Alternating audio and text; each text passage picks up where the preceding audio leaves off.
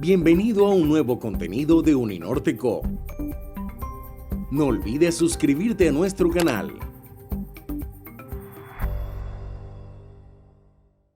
Para mí es un placer y hasta un honor volver, aunque sea en virtual, a mi querida Barranquilla, que pude tener la oportunidad y el honor de visitarla, conocerla, con muchas charlas, muchos temas ahí, precisamente sobre Río Magdalena, con la Sociedad Colombiana de Arquitectos, con las universidades, con la alcaldía. Entonces, para mí también, de verdad, es un placer y un honor compartir una vez más con Barranquilla este momento. Y como decía Catalina, precisamente compartiendo algo de lo que pude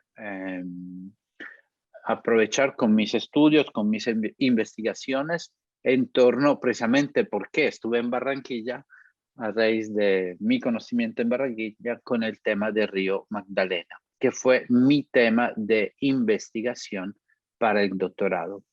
La verdad, quiero de una vez anticipar, no me enfoqué en la ciudad de Barranquilla como tal para estudiar el Río Magdalena, sino como en la parte trasera, digámoslo así, en la depresión momposina, porque pensé que quizás había que integrar cada vez más el tema del urbanismo como tal con el tema del territorio en general.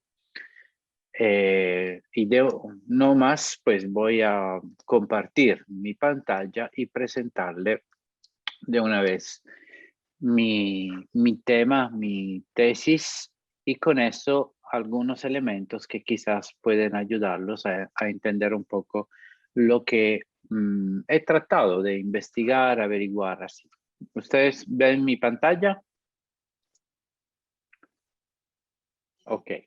Sí. Bueno, el título es Territorio en Mantenimiento, un proyecto de desarrollo.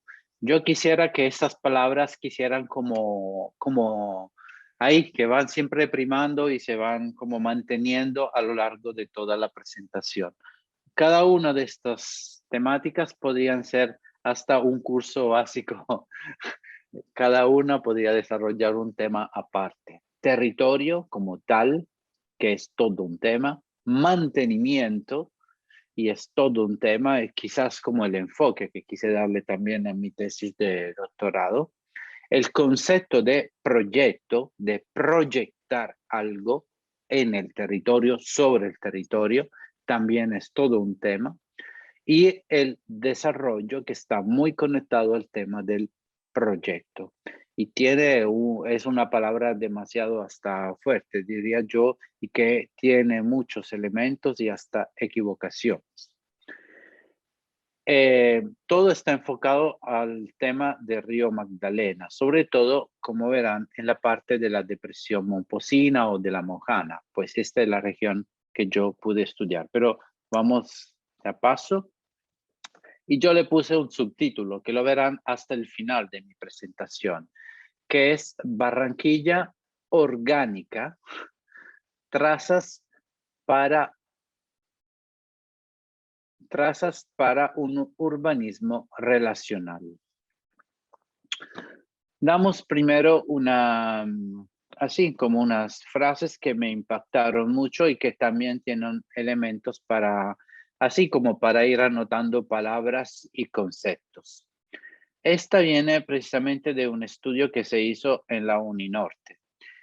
Esta región, y se habla de Barranquilla, en la inmediata vecindad de la desembocadura de Río Magdalena, nos permite dirigir una mirada al, ojo, laboratorio de la naturaleza, que sin fatiga crea siempre nuevas formas y las destruye apenas terminadas, como si ya estuviera aburrida de ellas, sustituyéndolas por otros de diferentes aspectos. Esa continua transformación del territorio, incluso en esta simbiosis, en esta dinámica entre lo urbano y el territorio, la naturaleza y lo que hace el hombre sobre su entorno natural, Yo creo que es el tema central de todo, porque ahí está el territorio, el mantenimiento, el desarrollo y el proyecto. Y nosotros, como no tenemos memoria histórica, a veces estamos siempre viviendo el momento presente, nunca pensamos cómo ha sido hace 10 años Barranquilla, cómo ha sido hace 20 años, cómo ha sido hace 30 años, hace 100 años, y cuánto transformamos realmente este territorio. Siempre me impactó el tema de Barranquilla como ícono, como imagen, como ciudad que es la capital del moderno, por toda su historia, por ser, perdón, no una ciudad fundacional, no una ciudad colonial, tierra de libres, así fue la característica legislativa que se le dio hasta desde la colonia, y siempre fue la capital del moderno, o sea, de lo que pasaba como moderno. De hecho, puse esta foto, la catedral como símbolo, porque hasta la catedral no se quiso que fuera de una manera neoclasicista, neo de nada, sino moderna, para como sellar este icono de Barranquilla, ciudad capital de la arquitectura del movimiento moderno. ¿Qué nos dejó el moderno a nivel urbanístico? Más allá de iconos, de imágenes, de sus hermosas arquitecturas que también pues enriquece la ciudad de Barranquilla como tal. El moderno en el campo urbanístico podemos decir, y no uso mis palabras, sino palabras de un gran urbanista italiano, pero reconocido también a nivel internacional, uno de los padres del urbanismo contemporáneo, Bernardo Secchi, decía, el moderno hizo que todo se separaba bien para organizarlo mejor. Todo en la ciudad había que separarlo muy bien, racionalmente, y separado bien funcionaba mejor la ciudad. Separar las vías, los carriles, los peatones de los carros, la residencia del trabajo, donde se nace, donde se muere, donde se vive, donde se hace comercio, donde se trabaja. Todo bien separado para que funcionara bien. Esa es la zonificación. ¿Qué nos dejó este concepto? Que quizás funcionó muy bien hasta el siglo XIX. Ahora estamos en el siglo XXI. Llevamos 2 decenios en el siglo XXI y aún no hemos entendido de qué mundo heredamos de verdad. El moderno se paró bien y estas son las imágenes de una Barranquilla bien separada por calles y por residencias. Este es el efecto que nos dejó el movimiento moderno y esto ya no podemos pensar que pueda funcionar en el siglo XXI. Curioso que lo que rechazamos del siglo XX, que es esta mezcla de cosas así, es la que parece que van funcionando mejor, como seguridad, como vida urbana, como mestizaje, como cosas que se van mezclando entre ellas. Curioso que aún no hemos logrado, separándolo muy bien, lo público de lo privado, lo formal de lo informal. Y parece que de alguna manera esto sigue funcionando muy bien, a pesar de todos nuestros esfuerzos para separarlo muy bien. Obviamente no hemos resuelto temas ambientales muy fuertes y hasta sociales. Esa es la caña ahí al lado de Barranquillita y tampoco hemos logrado separar muy bien lo ambiental, lo social, que todo funcione muy bien. No lo hemos logrado. Entonces quizás tenemos que salir del cuento del moderno.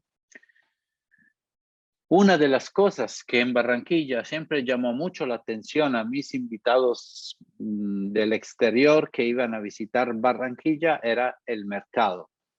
El mercado de Barranquilla era para ellos la cosa más preciosa que tenía la ciudad de Barranquilla. Y muy curioso que precisamente para mejor organizarlo se pensaba encajarlo en una caja de concreto a un ladito para mejor organizarlo también. Y esto también es un tema muy interesante, a ver cómo estamos pensando la ciudad del siglo XXI y qué nos estamos dejando a un lado. Y precisamente es esta una de las imágenes que nos deja el moderno, la zonificación con un mapa. Con un mapa que tiene, obviamente, para nosotros los arquitectos es muy fácil de entenderlo. Tenemos unas rayas, unos colores y entendemos muy claramente de qué estamos hablando. Son convenciones gráficas, son manchas de color que nosotros ponemos sobre un hipotético territorio como una pura mancha y con eso pensamos que hemos entendido qué hay que hacer en ese pedazo de tierra, de suelo, de puro suelo que está en un papel. Entonces el rosado es una cosa, el amarillo será otra cosa, el azul será otra, el verde es una cosa y el azul es el río. Y con eso creemos que hemos entendido qué es el río, qué es el comercio, qué es el trabajo, qué es la zonificación y todo. La ciudad y el territorio son organizados y separados por funciones especializadas y por tipologías. La separación y la organización se reflejan en las normas de zonificación. El contexto como tal, la riqueza del contexto se limita a un rol instrumental. Es un servicio y una función que se le da a las distintas cosas que se hacen en una ciudad. Y con esto hemos pensado, hasta el siglo XX funcionaba, que hemos logrado entender de qué estamos hablando y qué es la ciudad como tal. En realidad, la ciudad, y la miramos desde Río, son fotos tomadas en mis recorridos a lo largo de Río Magdalena sobre un barco con nuestro querido arquitecto presidente Alfredo. Era esta lo que se iba observando. Miren la cantidad de cosas que el mapa no logran detectar. Miren la cantidad de detalles, ese azul que no es solo azul, que tiene otros elementos, este mapa en donde las cosas se van mezclando más, no son manchas de color, son cositas que se van poniendo el uno al lado de la otra, cosas hasta muy heterogéneas, un animal, una catedral, una cabaña, matas, flores, elementos. Esto es la realidad, no es el mapa que tenemos con convenciones gráficas y manchas de colores. La complejidad real es un poco más distinta, es la que hemos dejado alejándonos de la realidad para ver la ciudad en los mapas. Y ahí está nuestra catedral como ícono de la ciudad, pero el ícono de la ciudad también es el río Magdalena con lo que se iba poniendo por encima, que era la avenida del río, que vemos como el principio del malecón. Ahí se iba poco a poco formando. Esas son fotos del comienzo del 2010, más o menos, 2009. Mientras que estamos pensando en esto, también pasó algo muy importante en la historia. Esto no es parte de mi doctorado, pero es la evolución natural de mi doctorado. Cuando yo lo hice en el 2013, jamás iba a pensar que íbamos a pasar semejante momento en la historia del planeta, de la humanidad, de todos nosotros. Por primera vez en la historia, tuvimos que embarcarnos todo el planeta en males comunes, mientras que estábamos pensando y trabajando mucho en los bienes comunes. Entonces, los bienes comunes y los males comunes, el higiene personal, la salud personal y la salud del planeta ya no son un tema ajeno. Y de alguna manera yo creo que sí estaba dentro de mi tesis de doctorado y hasta dentro de la tesis sobre el río Magdalena.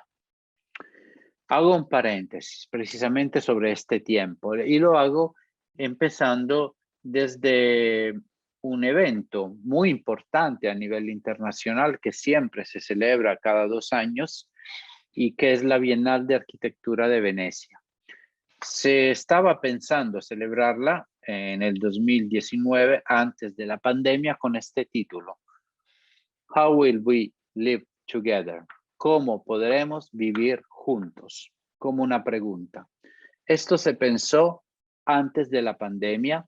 La Bienal no se celebró ese año por causa pandemia, por el lockdown mundial y hasta en Italia, que fue uno de los más duros. Y se replanteó, se posticipó, la inauguración se hizo hasta el año pasado, lo que acaba de pasar. Yo estaba muy curioso de ver cómo iban a celebrar esta Bienal de Arquitectura. Sentía que estábamos pasando un momento muy importante, que esta Bienal tenía que decirme algo. Y era todo un tema sobre cómo viviremos juntos nosotros, no como una respuesta, sino como una pregunta. Entre los decenas de pabellones, nomás muestro esta maqueta que mostraba precisamente un mapa ya tridimensional de una maqueta que tenía dentro de la maqueta un río metido por dentro de la maqueta, diciendo: ojo, nosotros siempre y solo estamos pensando en el suelo del territorio. Jamás vamos a ver lo que está por dentro, en la cuenca del río, hasta las faldas, hasta las cosas más que nunca logramos ver. Y si nosotros no logramos entender todo lo que pasa en el territorio integral, no en los 10 centímetros de territorio que estamos pisando con los pies, sino en la profundidad, en el suelo, en el subsuelo y en el aire, jamás vamos a entender cómo tenemos que vivir juntos y lo que tenemos que tener como arquitectos, como forma de pensar el territorio. Entonces, quitarnos de la cabeza, de la mirada, el mapita, el gráfico, el dibujito, y empezar a ver un territorio de una manera tridimensional, hasta lo que hay en el fondo del río, en este caso muy concreto. How will we live together? Es todo un mapa, aquí lo tendrán grabado, lo pueden mirar con calma y detención. Es una complejidad de temas que no es complicación, sino complejidad de temas que el arquitecto tiene que cada vez más mirar y estar como atento al arte, la cultura, la arquitectura, a la narración que tiene la arquitectura como tal, la influencia de varios elementos. En esta Bienal yo quise volver a una mirada, diría, digamos, decirlo así, virgen.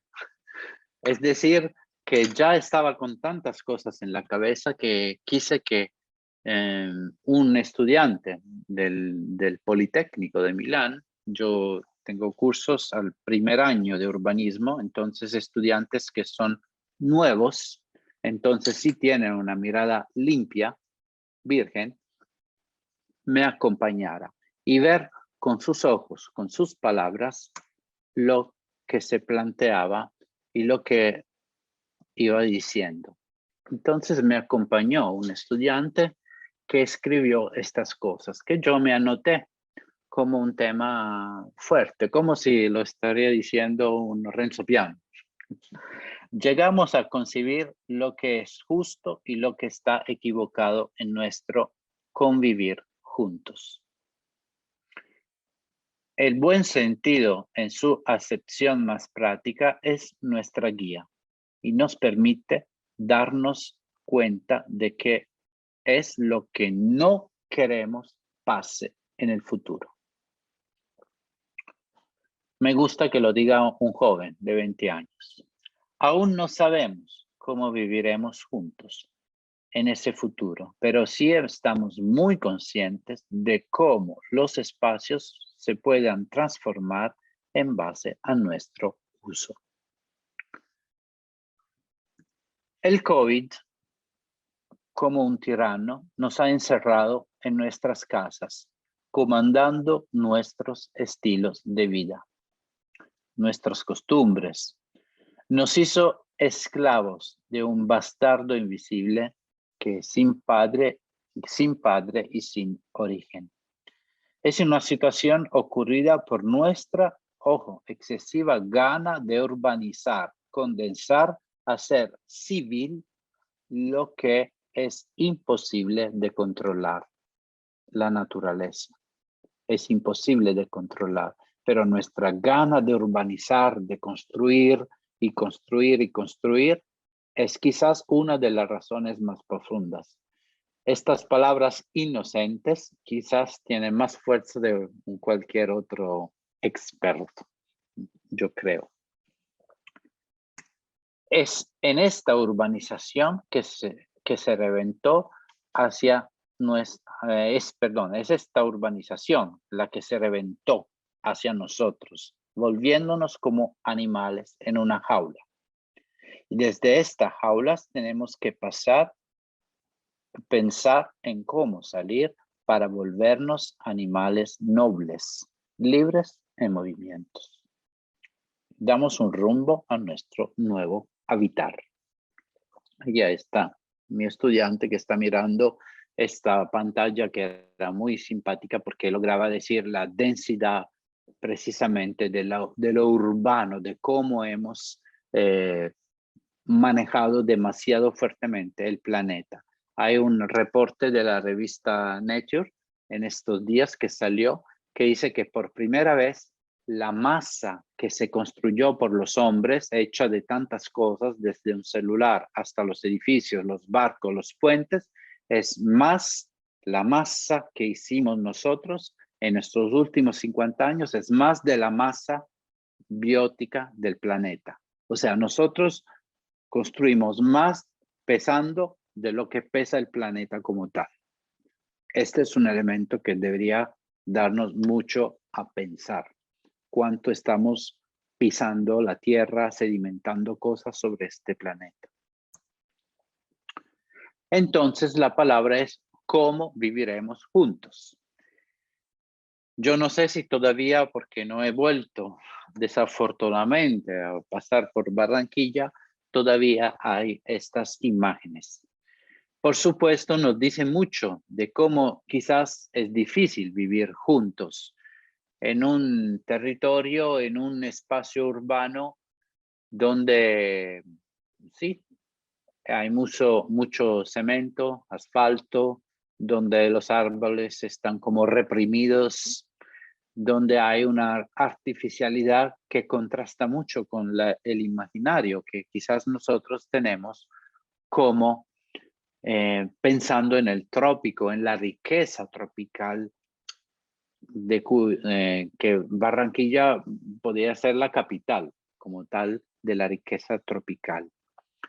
Estas imágenes contrastan mucho. Estamos detrás del Paseo Bolívar, de la Caja Agraria, movimiento moderno, estas luces como del 1800, arbolitos secos, un piso muy duro. O sea, ¿por qué tenemos que vivir así? Esta es la pregunta. Yo no creo que deberemos vivir así. De hecho, aquí no vive nadie, ¿no? Estás solo. Y si esta es la parte más pública, también la parte residencial y privada, miren estos conjuntos. Estamos todavía en Barranquilla, son fotos que yo pude tomar. También me dicen, pero ¿por qué tenemos que vivir así? Estos son los espacios que nosotros queremos para vivir. Estas residencias, estas calles solas, estas palmitas así, tan así, brutas. Este es Bogotá, también, para racionalizar que esto es el peatón, esta es la ciclorruta, aquí está el árbol, ahí está la residencia, todo bien separado, todo bien organizado, pero esto quizás no es el mundo que nosotros queríamos hoy en día vivir. Es peligroso, es difícil, es aburrido, es complicado este mundo. Y esto es lo que tenemos que replantear, porque lo dibujamos en un papel. No miramos el detalle, no miramos qué estamos haciendo en la realidad. Fue una construcción sobre un papel, en manchas, normas, zonificaciones. reglas. Y este es el mundo que empezamos, el mundo bien separado y bien organizado. Tan separado que nos parecen pequeñas jaulas como esta. Este mundo tan separado, salimos de la pequeña escala de un juego de niños a la gran escala. Aquí estamos en los Andes, en Bolivia, y es un mundo que se va comiendo cada vez más el territorio. Estamos en el alto sobre la capital de Bolivia. Miren cómo este mundo de urbanización real, informal, planificada, se va comiendo poco a poco el territorio sobre un suelo que parece un papel y no es tal. Se va comiendo el territorio de una manera muy atrevida, muy agresiva y por supuesto muy peligrosa. Entonces no es lo que tenemos que pensar. ¿Dónde nació el moderno? Bueno, aquí tenemos la ciudad ideal del moderno, Brasilia. La capital del moderno por excelencia en las Américas, en el Nuevo Mundo, la capital de lo que quería ser el moderno. Todo bien separado, todo bien organizado. El vehicular, el peatonal, el espacio verde, el espacio para las edificaciones, el espacio para las instituciones, público-privado. Esa es la foto imaginaria muy bonita de Brasilia. Esa es una foto real de Brasilia que también la tomé desde el pabellón de Brasil de la Bienal de Venecia. Miren el transporte, miren la terminal de transporte, que es la única cosa que no está planificada en Brasilia. Y el relato que decían en el pabellón de Brasilia sobre la terminal de transporte es: esto no es un edificio, no es infraestructura de movilidad urbana, no es diseño urbano, tampoco paisaje. La plataforma de la estación de buses de Brasilia es una sombra habitada al aire de dos ejes viales que marcan la ciudad proyectada por Lucho Costa. Descuidada por la crítica arquitectónica, la terminal, subestimada por la historia, por su rechazo al querer ser una forma icónica. No es la forma icónica de la Gran Brasilia moderna. Es una arquitectura que trata de desaparecer, constituyendo realmente la única experiencia realmente urbana de diversidad del concepto de moderno, con su matiz de carreteras que está marcada. La apropiación cotidiana de su espacio de sobrepaso da expectativas nuevas al proyecto. Hay que resaltar, Brasilia tiene la mitad de los apartamentos en la ciudad formal vacíos, la ciudad moderna. Y al borde de Brasilia está la favela más grande de todo Brasil. Entonces es la evidencia del fracaso en este momento, en el siglo XXI, del proyecto del moderno. Quizás para entender más, les aconsejo ver esta serie de Netflix 3%, que dice mucho sobre hacia dónde va este gran país latinoamericano y cuál es la proporción entre lo informal y lo formal y el fracaso del moderno. Y seguimos todavía en Brasil y creo que ustedes logran imaginar cuál es este hermoso paisaje de una de las hermosas ciudades de este país. Estamos hablando de Río de Janeiro, otra capital más del moderno, donde trabajó muchísimo el padre del moderno, Le Corbusier. Y aquí vamos entendiendo un poco más de qué quiero hablar cuando hablo de un urbanismo relacional. Estos son dibujos de Le Corbusier. Él miraba este paisaje hermosísimo de la bahía de Río de Janeiro, la palmita, el cerro, el pan de azúcar, y se imaginaba cómo podemos gozar. Imagínate un europeo, un suizo que llega en el medio de este paisaje tan hermoso y lo único que quisiera, yo lo puedo entender, es gozar de este hermoso paisaje, la palmita, el pan de azúcar.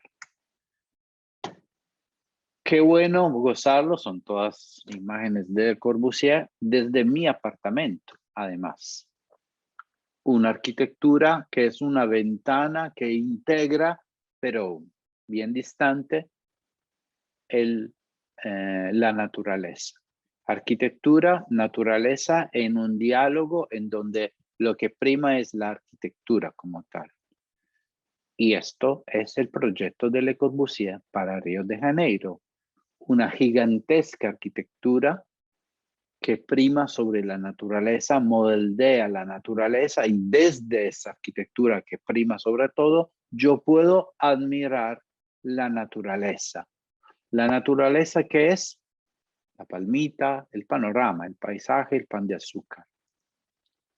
Y esos son los proyectos de Río de Janeiro para el Río de Janeiro de Le Corbusier. Ahora, el tema es que la palmita, yo no sé exactamente si es una palmita o qué sería más. El pan de azúcar tampoco. Y yo quiero preguntar si alguien me puede contestar de dónde tomo esta frase. Las cosas eran tan recientes que para nombrarlas había que indicarlas con un dedo. Gabo. ¿Quién dijo? Alfredo. Alfredo, el Gabo. García Márquez, que habla de Macondo y dice las cosas que se miraban eran tan recientes que para nombrarlas no había palabra, había que, eso es, la palmita, aquella. Habría que indicarlas con un dedo. Parece muy romántico, para mí fue la raíz de todo mi doctorado. Yo entendí lo que tenía que hacer precisamente porque dije, si las cosas no tienen un nombre, no tienen valor. Y no teniendo valor, no sabemos de qué se habla y solo las estamos mirando y punto.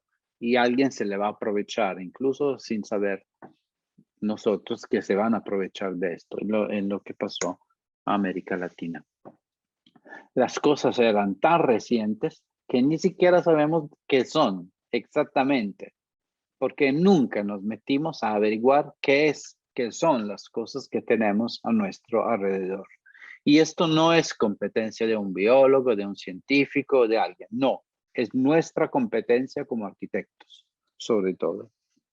Por eso yo como urbanista quise hacer mi proyecto de doctorado no en una ciudad, sino en la nada de ese territorio vacío donde no había ciudades. Y tampoco quería, por supuesto, poner una gran ciudad en La Mojana o en la Depresión Momposina. Esto fue el territorio que yo puse como eje de mi proyecto de investigación.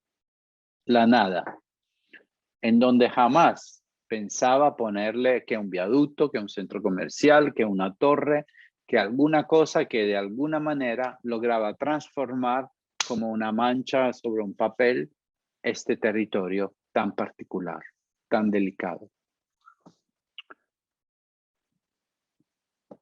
Esto es lo que estábamos mirando de Barranquilla, ¿no? La definición de territorio implica de inmediato la constatación de una serie de conflictos latentes o existentes en las distintas dimensiones, entre hombre y naturaleza, entre intereses y uso.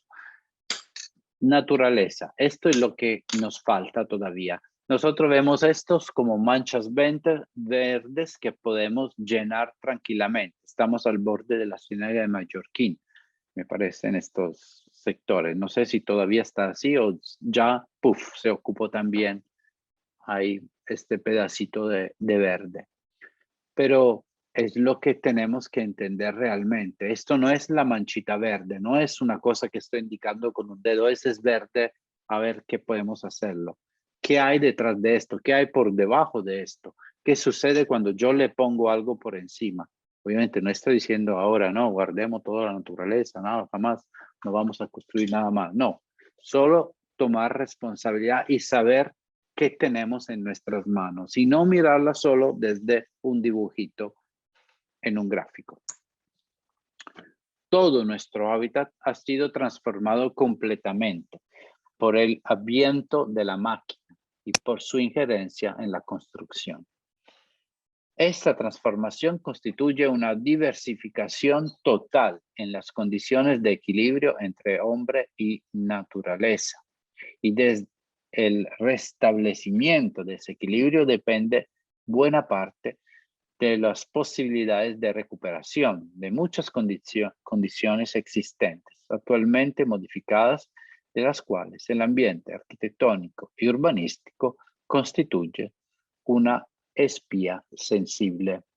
Entonces, ¿cómo logramos recomponer? ¿Cómo logramos reconstituir? No lo que vemos en un papel, sino esta realidad, estos elementos, cómo logramos leerlos e integrarlos en un diseño real de territorio y de transformación, por supuesto, del territorio, porque sí, estamos llamados a transformar nuestro hábitat, pero de una manera integral, hábitat como convivencia de hombre y de naturaleza. Y me impactó, de hecho, siempre lo que vi de primera, de la depresión momposina, de la Mojana, o sea, la civilización de un pueblo que desapareció, la civilización de los Zenú, que estaban moldeando su territorio de una manera de civilización anfibia, como lo decía Catalina, es decir, gente que habita su territorio y sabe moldearlo, transformarlo, pero a la medida de su necesidad, pero también como el ambiente se puede modificar y transformar como una mezcla, una armonía entre distintas condiciones, entre lo que es la naturaleza como tal y lo que es necesidad del hombre. Damos un vistazo a América Latina. Este es un mapa tridimensional que quizás nos relata bastante bien, no solo en un plano, sino tridimensional un poco, la condición de América Latina. Vemos mucha naturaleza, muy imponente, la cordillera, las Amazonas, etc. Había un relato muy interesante desde Chile, investigaciones de Chile que decían que América Latina, sobre todo Suramérica como tal, era como hecha de una corona al borde de ciudades, de redes de ciudades. Pensemos en lo que ve en color naranja. Todas las grandes metrópolis están bordeando de alguna manera el perfil de Suramérica y de un gran vacío, de un mar adentro vacío, repito, vacío, que no es vacío, una riqueza imponente de naturaleza que es las Amazonas, los Andes, la Patagonia, que no tiene nombre, que no tiene evidencia, parece que no tiene, y por esto, bueno, sabemos, está poco a poco comiendo de distintos intereses. Yo me di cuenta que estas mar adentro, este gran vacío, está a pequeñas escalas en distintos sectores. En Colombia también en la cuenca del río Magdalena, porque es una cuenca rodeada por las grandes ciudades de Colombia, por las 4 metrópolis colombianas o más importantes, por supuesto. Y por esto vi que había una microcuenca, un territorio vacío en el corazón de la cuenca del río Magdalena, que era precisamente todo el sector de la Mojana y depresión momposina. Yo dije, como urbanista, yo no voy a desarrollar mi trabajo ni en Barranquilla, ni en Bogotá, ni en Medellín. ¡Pum! Me voy a enfocar en la Mojana, en la depresión, en el vacío, donde las cosas se indican apenas con un dedo. Y yo quiero empezar a nombrar esas cosas que se nombran con un dedo. ¿Por qué la depresión momposina? Bueno, porque en ese momento acababa de tener una de las grandes inundaciones y empecé a averiguar que esas grandes inundaciones iban de la mano con grandes proyectos de revitalización y de desarrollo.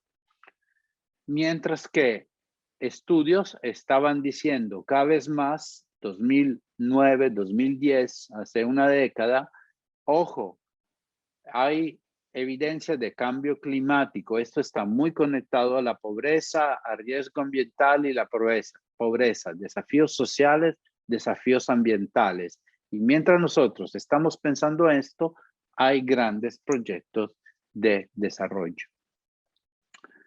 Tuve que empezar a leer el río Magdalena. Lo hice gracias a Cor Magdalena también muchísimo, a ver de qué se trataba el río como tal, qué es un río como tal, qué es la agua de un río, qué son sus sedimentos, sus corrientes, cómo funciona técnicamente un río, cosas que un arquitecto normalmente no es que, bueno, eso lo dejamos a los ingenieros quizás, no, empezar a mirar de qué se trata un río.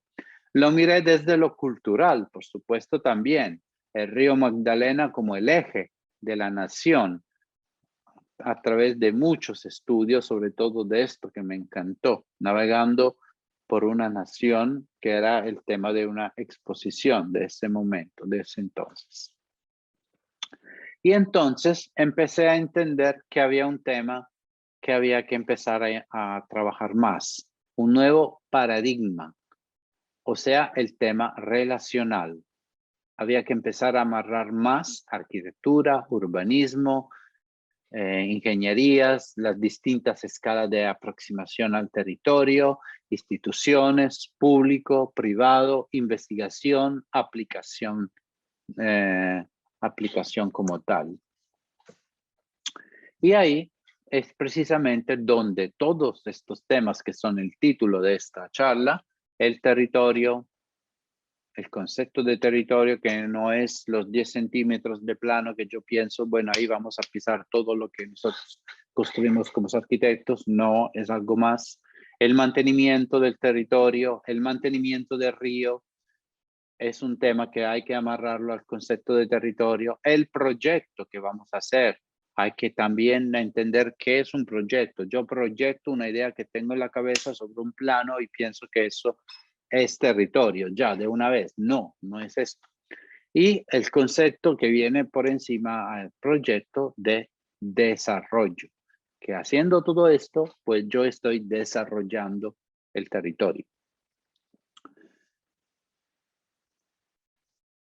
Sobre todo me llamaba muchísimo la atención esta diferencia hasta gráfica de cómo los arquitectos pensamos. Miren esto, el dibujito ahí muy bonito de Montpós, de la ribera de Montpós, de cómo se podía articular el patrimonio y lo que concretamente los ingenieros, los técnicos deberían hacer para cuidar de alguna manera el río Magdalena que se iba desbordando.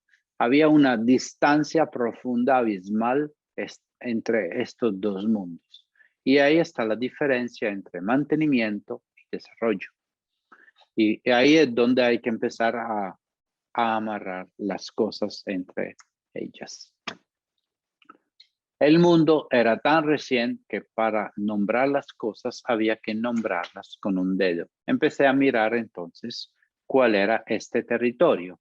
Un territorio como este, donde había varias cosas que había que empezar a nombrar. Empecé a trabajar sobre el concepto no tanto de territorio, sino de masa territorial. Esa masa de territorio que se posa sobre un estrato que nosotros pensamos que es el territorio. Una masa que se constituye de ecofactos, o sea, de hechos ecológicos y de manufactos. Es decir, no sé si la palabra es justa en español, pero es de cosas que hizo las manos del hombre como tal. Esa articulación entre estos dos elementos, los ecológicos y los que hizo el hombre. Es decir, estas contaminaciones, estos flujos de contaminación entre lo natural y lo cultural. Lo cultural, es decir, lo que hizo el hombre como contaminación y como una cuestión de energías que se dan hacia el uno o hacia el otro, dependiendo de las fuerzas que mueven la una o la otra. A veces el hombre quiere aplastar la naturaleza, vemos con el canal del dique, con los terraplenes que trató de armar y la naturaleza que con su energía se retoma también esto. Este flujo entre lo que hace el hombre y la naturaleza es lo que hay que empezar a entender muy bien por qué se generó, cómo se generó y dónde están los puntos críticos. Y entonces empecé a dibujar como un arquitecto, a entender y a vislumbrar cómo son las dinámicas de la Mojana como tal. En este caso, cómo es una situación como esta, donde hay un asentamiento que convive con la naturaleza, la moldea de alguna manera y hay una interacción, una convivencia, hasta un conocimiento de la naturaleza. Entonces, el flujo es bastante equilibrado. O esta situación donde parece que no, aquí es pura naturaleza, no hay nada. Pues mentira. Estamos en la Mojana, es decir, donde llegan todos los grandes ríos del país, se sientan en la depresión momposina, se llama depresión porque es una depresión geográfica, geológica, se estancan ahí antes de llegar al mar. Si se estanca toda la naturaleza, imaginen todo lo que traen estos ríos de todo el país, desde Barranquilla, desde Bogotá, desde Cali, de Medellín, todos los sedimentos, los desechos, todo lo que lleva del país, ¡pum!, se queda ahí, se depresiona en este punto antes de llegar al mar. Entonces parece que ahí es pura naturaleza, mentira. Ahí está toda la sedimentación química y los desechos del país que se estancan en este punto del sector. Entonces, entender esto y cómo podemos manejar, que sería otro tema, toda esta parte también de una relación naturaleza-hombre que no es a primera vista como tal.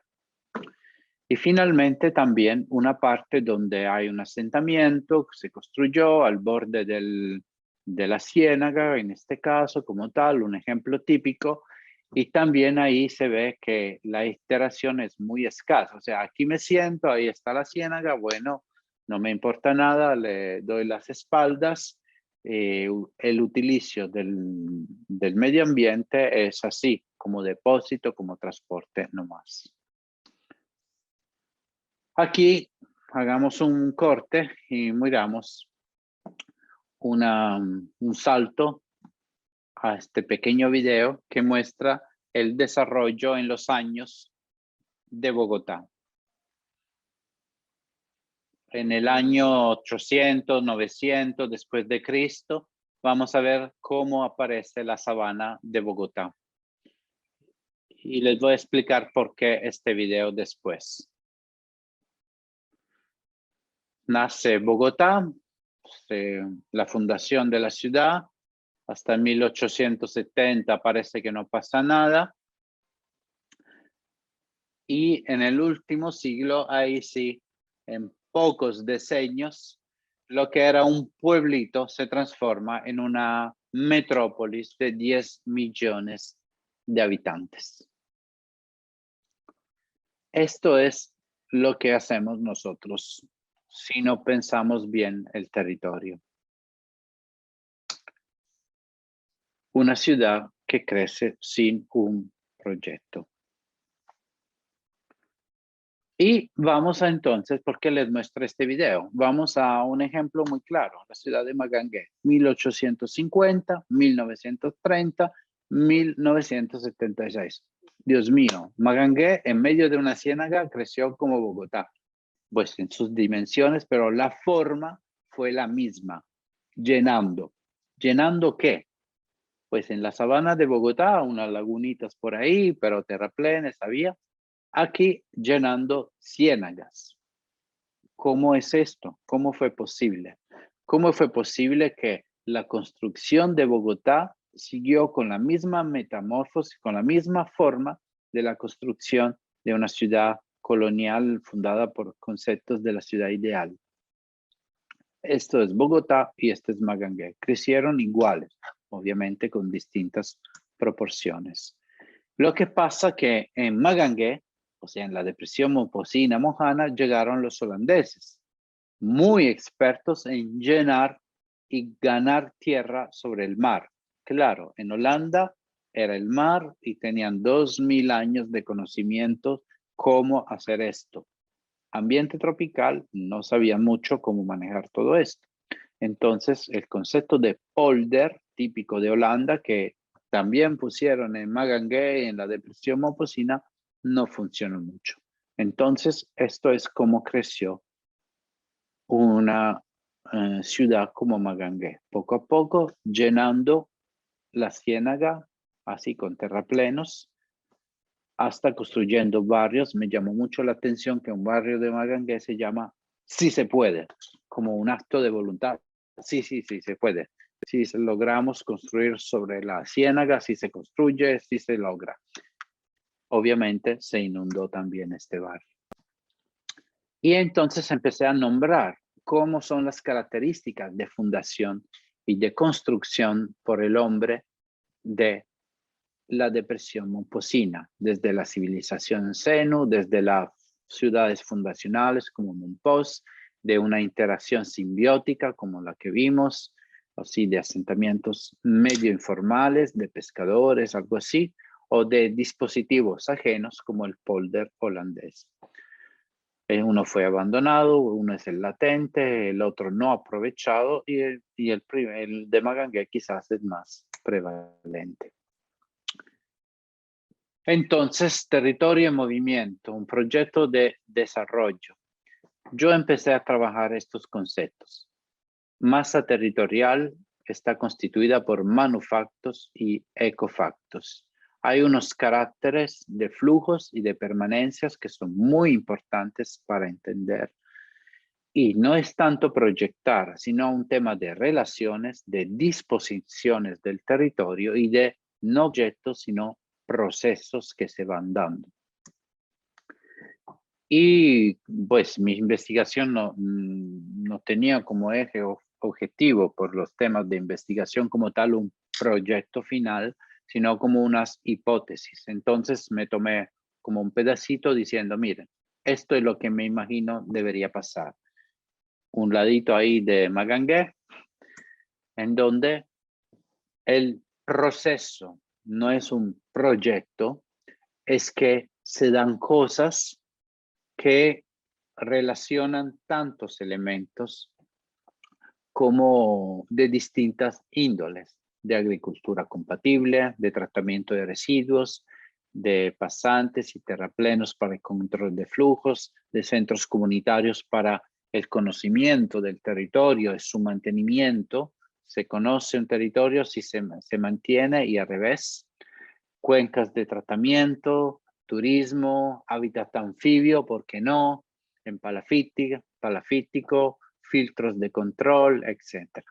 Esto es cómo debería disponerse un concepto de territorio hecho de manufactos, ecofactos, de caracteres de flujo y permanencia, porque esta es la característica de la depresión momposina, de flujo y de permanencia, sedimentación de elementos naturales y no, de relaciones entre distintas cosas, de disposiciones, cómo compongo las distintas cosas dependiendo del territorio, y no tanto de proyecto de una vez por todas, sino de procesos que se van metiendo dentro del territorio.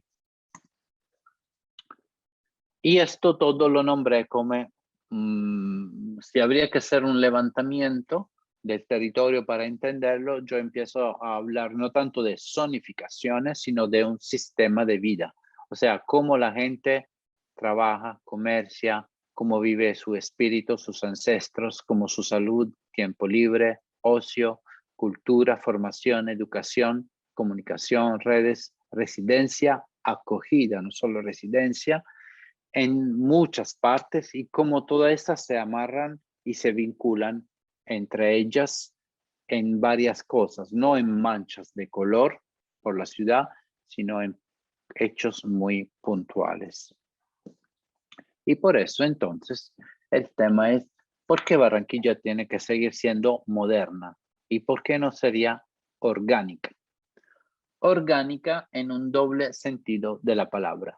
La primera vez que pensé en Barranquilla orgánica, pensé no en el trópico, sino en Estados Unidos.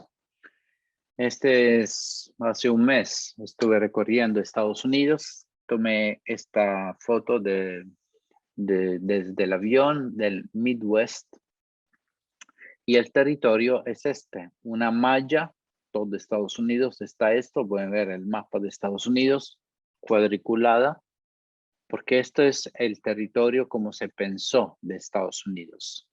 Millas, cuadrícula bien articulada. ¿Quién entendió perfectamente este territorio? Un arquitecto del moderno, quizás, pero un arquitecto realmente americano, no europeo. Bright. Esto es Braddock City. Él pensó que por primera vez la ciudad americana, norteamericana en este caso, no puede ser el modelo de la ciudad europea. Una muralla, un centro y una periferia. No, estamos en las Américas. Nuestro territorio es una malla organizada por retícula. Yo voy a organizar, a pensar utópicamente quizás, que la ciudad debe ser esta forma. El territorio como tal, como mezcla entre hábitat integral de residencia, hábitat, industria, agricultura. Y esto era su modelo utópico de ciudad.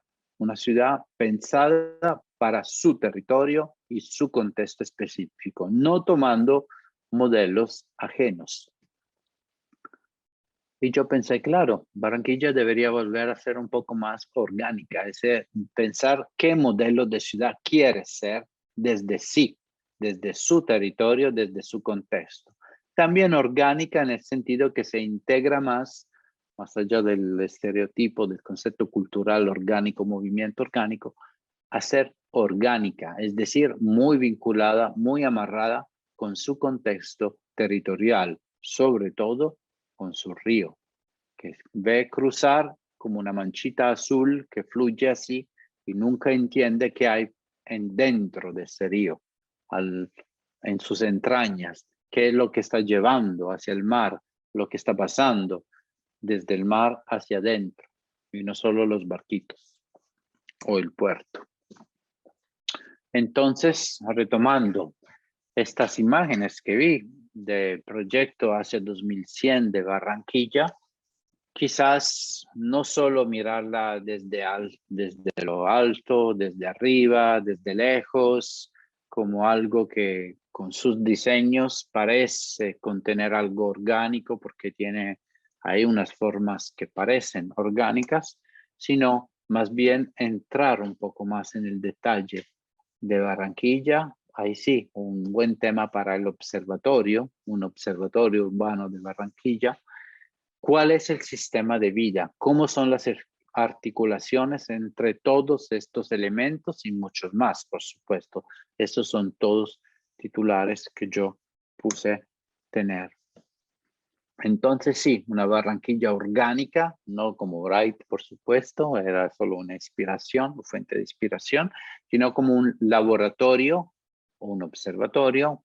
Me gusta más la palabra laboratorio, porque ahí donde se experimenta y si fracasa, pues la experimentación se vuelve a hacer de otra manera, pero es proactiva, de un urbanismo relacional. Relacional en el sentido más integral de la palabra. Relacional porque se relaciona entre distintas dinámicas internas a la ciudad, entre la sociedad y su contexto geográfico y de medio ambiente.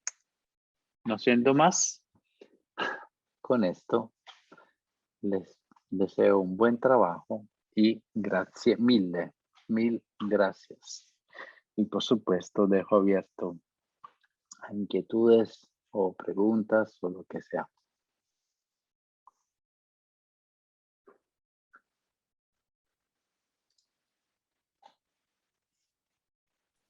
Carlos, tiene el micrófono apagado. Gracias, ¿Aló? Carlos. Tenemos unos minutos más para interactuar con el doctor Mario Tancredi, experto Quisiera que la audiencia se integrara un poquitín y le hicieran algún tipo de pregunta, alguna consulta. ¿Alguien quiere preguntar, opinar, comentar?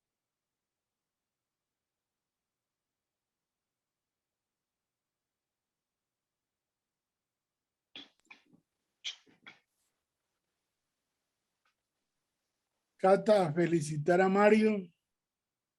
No exageré cuando al principio comentaba que conoce nuestro río más que cualquier colombiano. Yo vi hoy una conferencia con una perspectiva distinta, con una visión distinta, pero realmente distinta y sorprendente a las que yo conocía anteriormente de este proyecto, de esta tesis.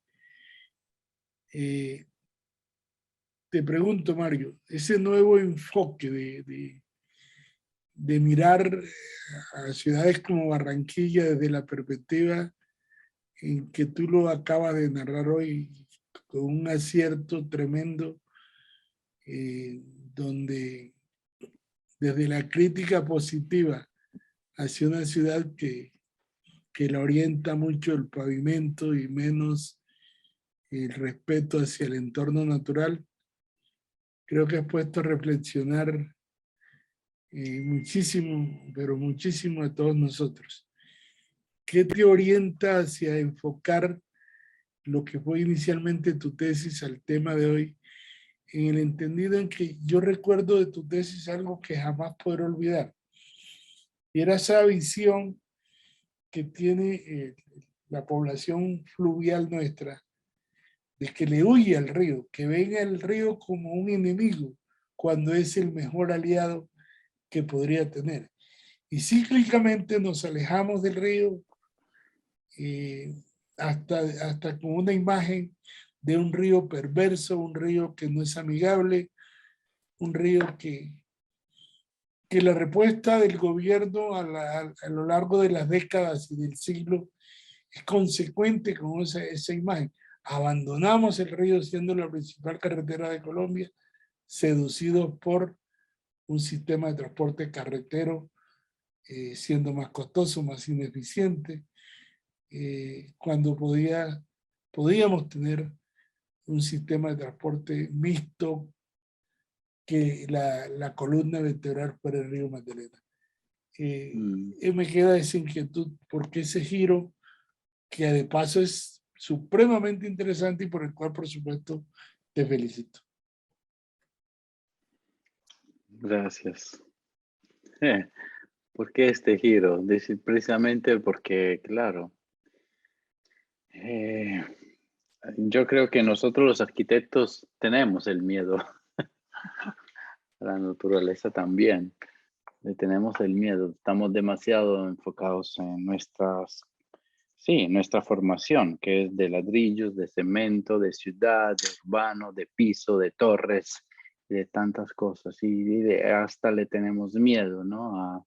Y el río solo lo miramos, el mar, la playa, todos los elementos naturales como paisaje, como esta imagen de Le Corbusier, ¿no? Desde una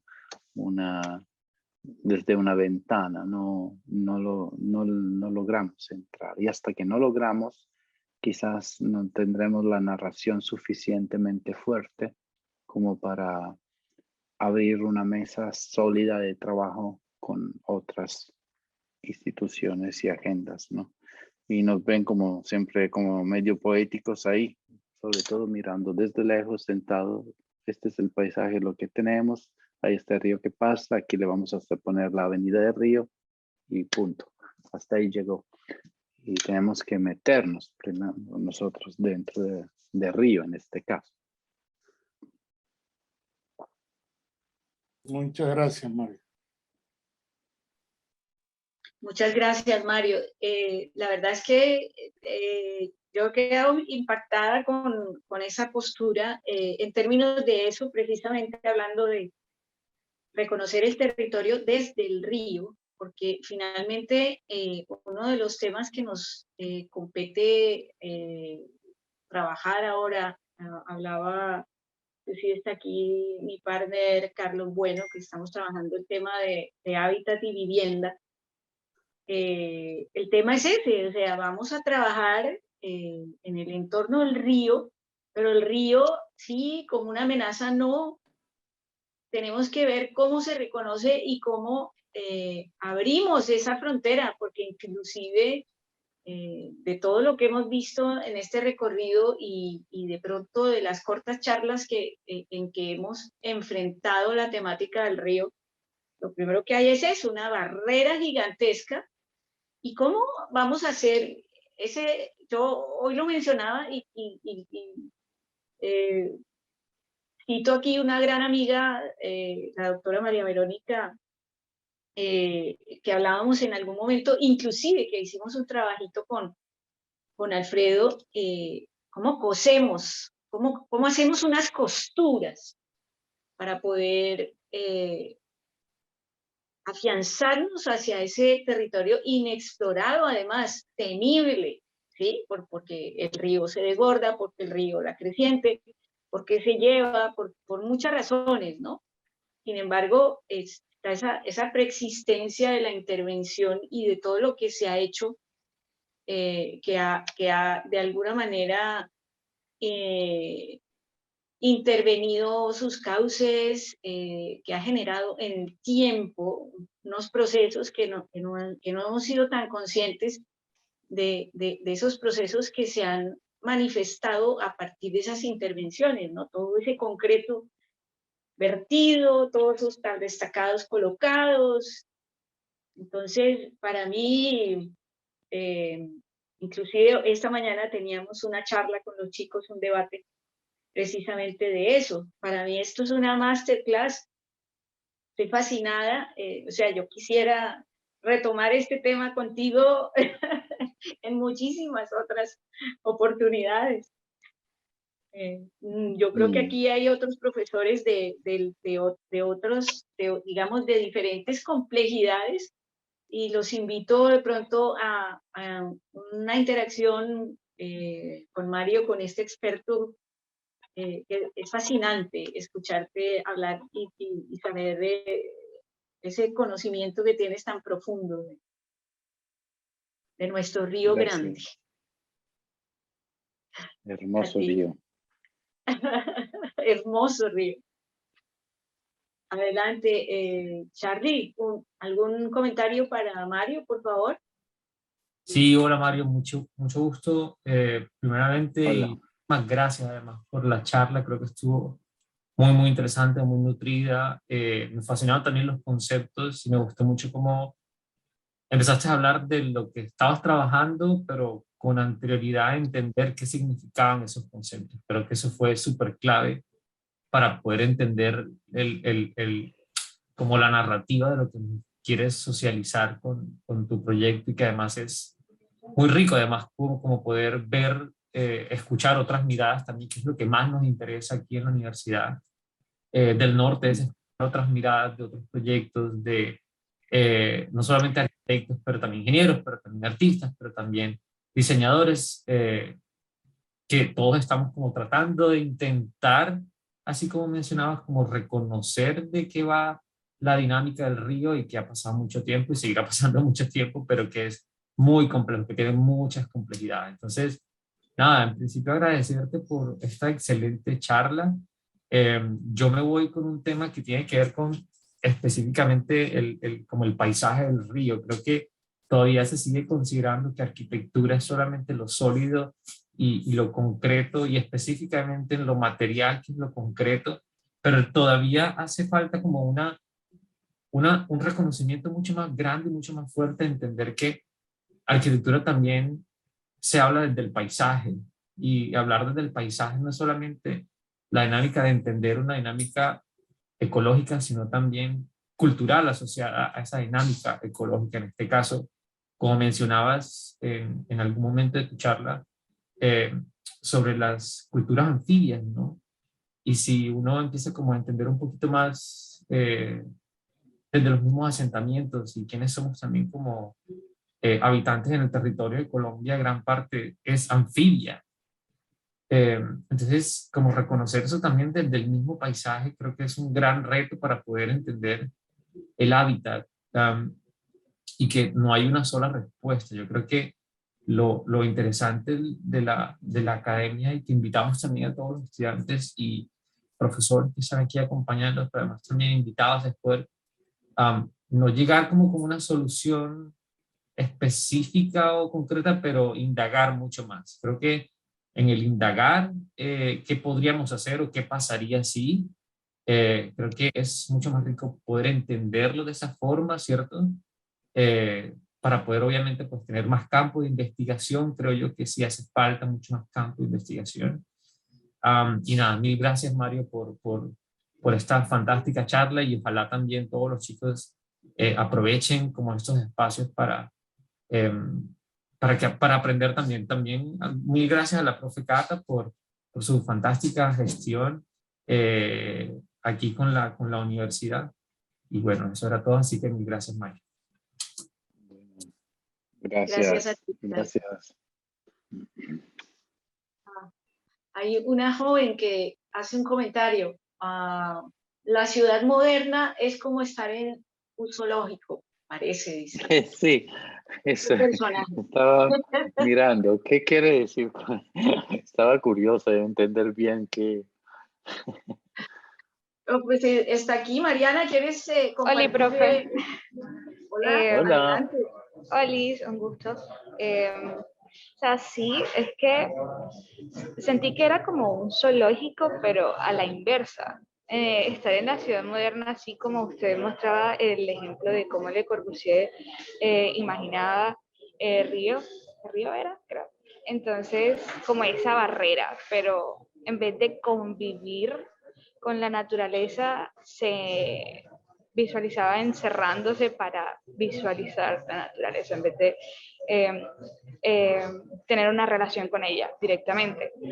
Entonces sí, se siente como un zoológico, pero a la inversa, cuando uno va a un zoológico, estás conviviendo con los animales, pero los animales están encerrados, o sea, no estás como que teniendo una relación directa con ellos. Entonces, por eso lo sentí así. En un zoológico los animales están encerrados, pero en las ciudades nosotros somos quienes nos encerramos. Sí, sí. La jaula. Nosotros estamos en una jaula. Como decía mi estudiante, ¿ves? Que los estudiantes coinciden en sus percepciones. Sí.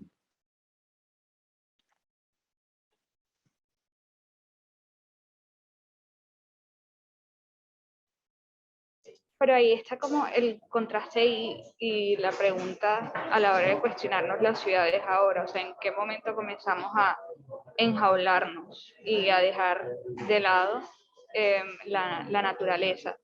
Y también es como, ¿qué podríamos hacer para convivir, tener esa relación con ella sin perder el confort que nos brinda la arquitectura?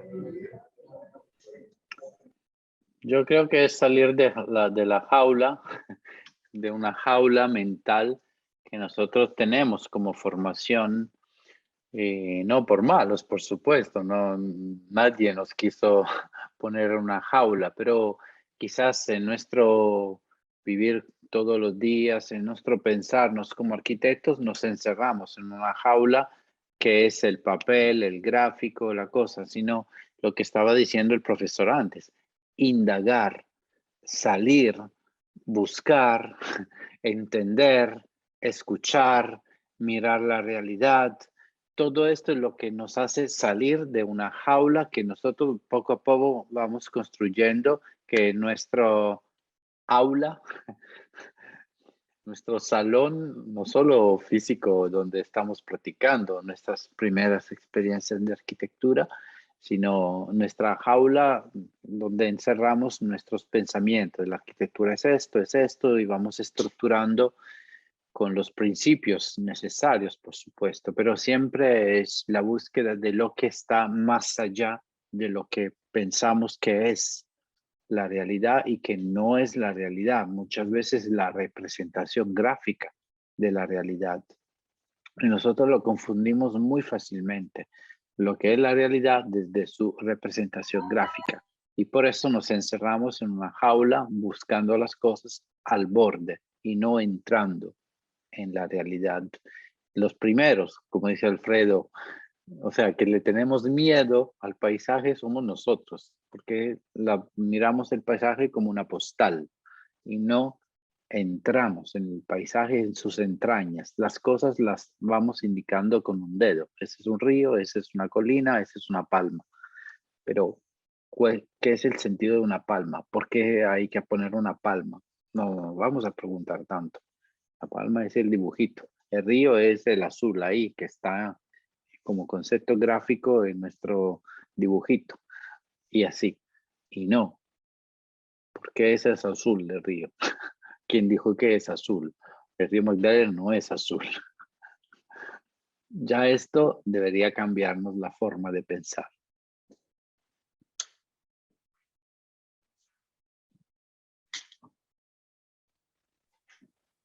Pues es indiscutible que esta invitación a dar ese cambio, además, gracias a ti, Mariana, por la intervención. Además, parte de lo que comentaste es lo que hemos sufrido en estos 2 años de encierro, ¿no? Claro. Finalmente seguimos o sea, ya traemos un inconsciente colectivo de temores y luego se nos viene encima, este daño tan grande que igualmente nos hace percibir que seguimos enjaulados, que seguimos confinados. Y de hecho, parte de este ejercicio, como te había comentado, el sábado, aprovecho para todos los asistentes, el sábado vamos a ir en la embarcación Lamita a recorrer el río, porque no podemos proyectar nada si no tocamos el territorio. Y creo que este es de los grandes mensajes que hemos podido escuchar de ti, de un conocedor experto, de un italiano que conoce más del río que cualquiera de nosotros. No. Es que a veces la mirada desde lejos ayuda a la mirada de los que están cerca, y a mí me pasa lo mismo con los italianos y uno que viene de afuera. Esta es la riqueza de dobles miradas que se integran. Y bueno, y aprovecho digamos, esta genial oportunidad de seguir estrechando estos lazos de interculturalidad, de multiculturalidad, porque ciertamente con eso pienso que aprendemos mucho más. De hecho, mira, esta charla tan agradable acerca de esto y esos comparativos tan precisos que nos hacen, yo creo que nos hacen estremecer en términos de qué es lo que estamos proponiendo y finalmente esa responsabilidad que tenemos en materia de la educación de esta nueva generación que está llamada a dar el cambio, esta generación nueva, que es la de la revolución, la gente que va a revolucionar este siglo, la gente que va a diseñar o a recomponer, tratar de recomponer lo que hay dañado.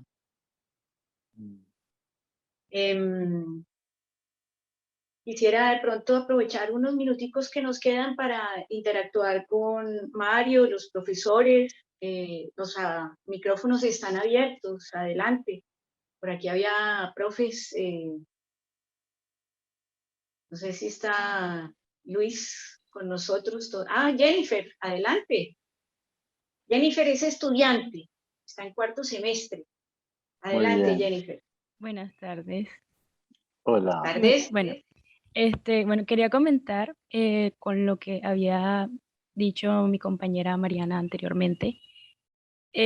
Lo del zoológico y los espacios cerrados, creo que, bueno, los hemos hecho nosotros mismos.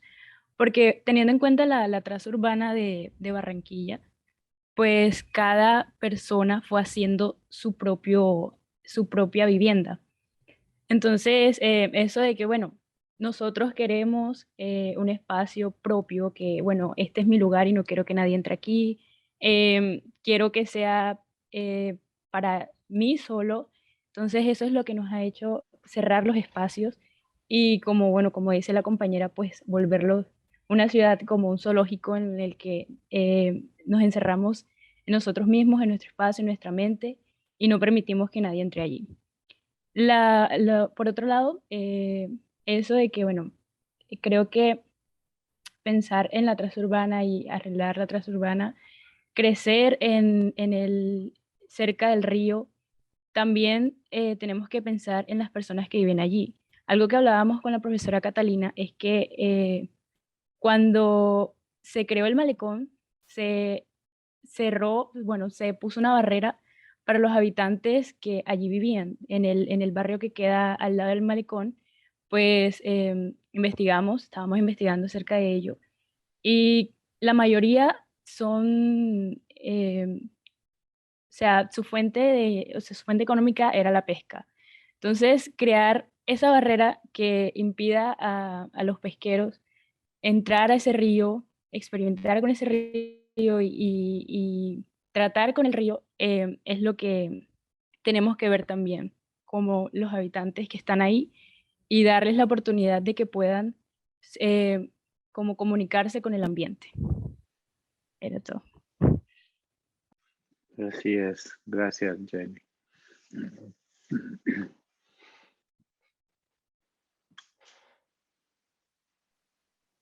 Muchas gracias, Jennifer, por tu intervención.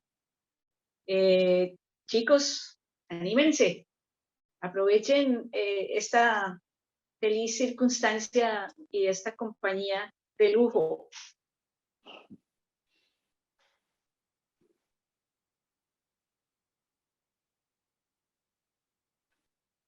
Estudiantes o profes también, ¿no?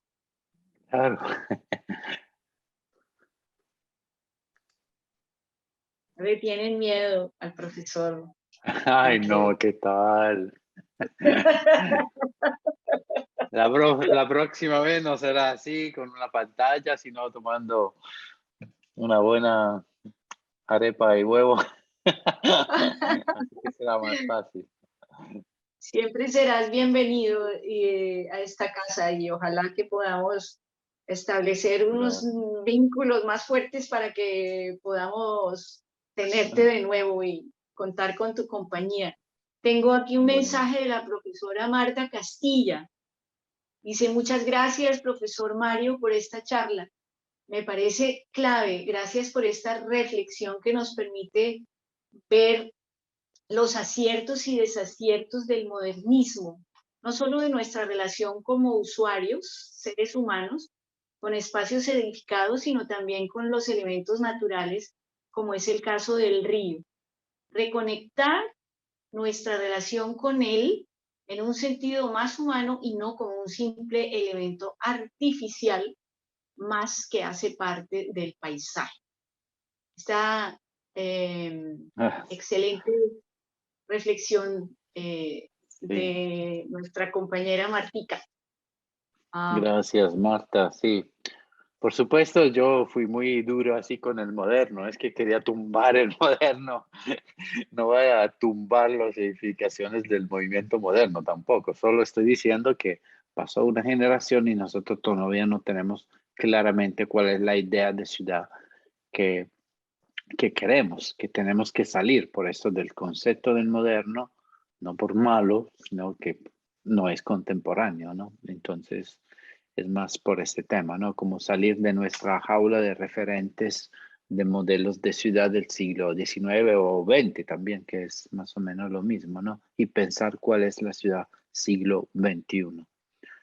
Y ahí va todo el tema, ¿no? De las relaciones entre natural y artificial, digámoslo así, de una manera aún más fuerte de cómo se planteaba en el moderno, ¿no? Porque pasaron cambios climáticos, pasó el COVID, pasaron muchas cosas y creo que estas cosas nos hacen replantear profundamente hasta las instancias que el moderno tenía con la naturaleza como tal.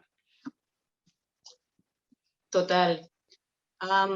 El profesor Luis Fernando Carpintero levantó la mano. No, Martica, con todo gusto. Claro, buenas Martica tardes a tiene todos. su micrófono a mano. Adelante, profe. Sí, buenas tardes a todos. Buenas. Gracias, Catalina. Mario, gracias por permitirnos este espacio de escucharte y un buen espacio de reflexión para todos y muy bueno que los estudiantes se animen a participar, porque sé que ellos están en ese proceso de formación y más adelante van a poder entender y comprender absolutamente todo lo que hoy estamos hablando. Una reflexión muy acorde con lo que venías hablando, Mario, y es que es verdad, el hombre de algún momento le tuvo miedo a la naturaleza o le tiene miedo. Y es que yo creería que ese miedo es porque nunca imaginamos qué es lo que la naturaleza nos va a ofrecer más adelante. Que creemos que la naturaleza es estática, que siempre va a estar igual. Y tal vez por eso creo que en algún momento Barranquilla le dio la espalda al río, como para mantenerlo quieto, estático, pensar que siempre iba a estar ahí. Y asimismo se fueron creando las ciudades estáticas. Y como reflexión es que las ciudades no deben diseñarse para crecer, realmente deben diseñarse para cambiar.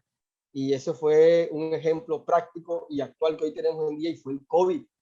El COVID nos golpeó tanto porque nuestras ciudades fueron completamente estáticas y de tener unas ciudades y una arquitectura que fuera dinámica y acorde a la naturaleza, tal vez no nos hubiese golpeado tan duro este fenómeno. Cuando fui estudiante, ya hace más de 20 años, y hablábamos de arquitectura orgánica, creíamos en ese entonces que arquitectura orgánica era dibujar curvas, cambiar las líneas por las curvas, y tal vez como en la última imagen que tú nos mostraste de como una mancha de plastilina que cae sobre el territorio y se forma Barranquilla como creciendo en curva. Pero realmente lo orgánico no es la línea, lo orgánico es eso, una ciudad dinámica que puede cambiar y transformarse conforme la actualidad nos va presentando nuevos retos. Entonces, esa es mi reflexión. Muy afortunado de que Mario me haya escuchado hoy y que nosotros te hayamos escuchado a ti, Mario. Muchas gracias. Mil gracias, Luis Fernando. Gracias, sí. De verdad pensamos que orgánico era poner curvitas. Sí, sí. Muchas gracias a Luis Fernando por su intervención. Gracias a Martica también por su intervención. Sabemos que tienes el micrófono sin funcionar. Para los chicos que me están preguntando si va a haber posibilidades de la grabación de este programa, sí. Luego va a aparecer por el canal Uninorte Académico. Y seguramente con los profesores pues estaremos compartiendo el vínculo en el momento en que ya tengamos disponibilidad para poder ver la charla. Es un mensaje pues para los profesores que estén presentes y para los chicos que compartan también con sus compañeros. Bien, se nos está acercando la hora del cierre. Con mucho gusto, Luis Fernando, bienvenido siempre. Gracias por tu intervención y por tu acompañamiento en toda la charla. ¿Alguna otra pregunta? ¿Algo que quieran que se quede por ahí entre el tintero? En primera instancia, en la presentación que nos compartió el profesor Mario, quedó la página web para aquellos que quieran seguirlo y conectarse con él. Y luego también les haré llegar la página de Planet B, es la otra página que estás asesorando, buenísima. La verdad es que está fabulosa. Vamos a hacerla también, brindársela a los profes para que compartan con los estudiantes y hablen, pues conozcan un poco más en detalle. Entonces, si quisieras hablarnos ya para hacer el cierre de la charla sobre tu iniciativa de Habitandando, para que ellos conozcan un poco. Es que precisamente cuando estaba trabajando como docente en Colombia, empezamos a hacer talleres, workshops internacionales en Italia con estudiantes de Colombia en Italia, y poco a poco nos dimos cuenta que quizás más que estar encerrados en una aula, en una jaula, una semana haciendo papeles, dibujando gráficas así, muy bonitos, por supuesto, por la interacción y todo, lo más interesante era siempre la semanita que quedaba como de ruta, itinerario por ciudades italianas.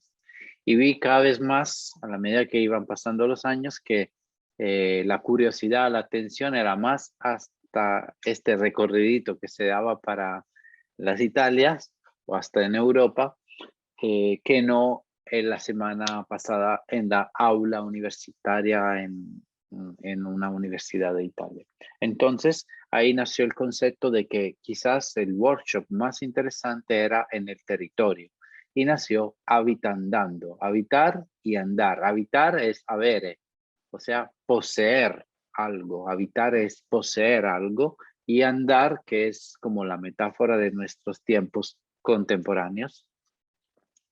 Y el subtítulo era precisamente el territorio como aula y el viaje como método. Y ahí nacieron estos workshops itinerantes que hicimos por varios años en Italia. Hicimos uno en Colombia con estudiantes de Italia que viajaron a Colombia. El último se estaba programando en Brasil, cuando había el Congreso Mundial de los Arquitectos de la UIA, de la Unión Internacional de Arquitectos en Río de Janeiro. No logramos hacerlo porque llegó primero, desafortunadamente, el COVID y tuvimos que parar Habitandando en Brasil. Y bueno, ojalá logramos retomarlo de alguna manera, allí, acá, quién sabe por dónde, para que el territorio nos enseñe y el viaje, entrar en el territorio a través también de sus ciudadanos, que sean empresarios, administradores, comunidades, lo que sea, lo que encontramos en estos años, a lo largo de estos años, que nos enseñen de qué estamos hablando, para aprender desde el territorio de una manera integral. Esto era Habitandando, el workshop. Ojalá logremos volver a retomarlo en algún momento también con ustedes. También Alfredo pudo participar en uno de estos. Sería maravilloso. Pienso que tenemos muchas cosas que podemos de pronto empezar a madurar con tiempo y a planear. Creo que esta es ya la oportunidad. Pienso que esta primera salida que vamos a hacer al río, te haré llegar algunos videos e imágenes nuevas para que puedas seguir alimentando tu investigación con el mayor de los gustos. Muchas gracias. Muchas gracias. A ti, la más agradecida soy yo por tu generosidad en tiempo, en dedicación. Sé lo que significa preparar una presentación, aun cuando seas un gran conocedor del tema. Hemos quedado muy ilustrados. Yo he quedado fascinada con el enfoque que le dimos a la charla. Y en nombre del Departamento de Arquitectura de la Escuela de Arquitectura, Urbanismo y Diseño, extiendo mi agradecimiento en nombre de todo el personal académico y los estudiantes por esta charla tan amena, por esta calidad de persona y de personaje que eres tú. Por sentirte que pronto podemos hacer más cosas. Bueno, con gusto. Muchísimas gracias a ustedes por esta invitación y bueno, hasta pronto. Los siguientes contenidos de Uninorte.co te pueden interesar. No olvides suscribirte a nuestro canal.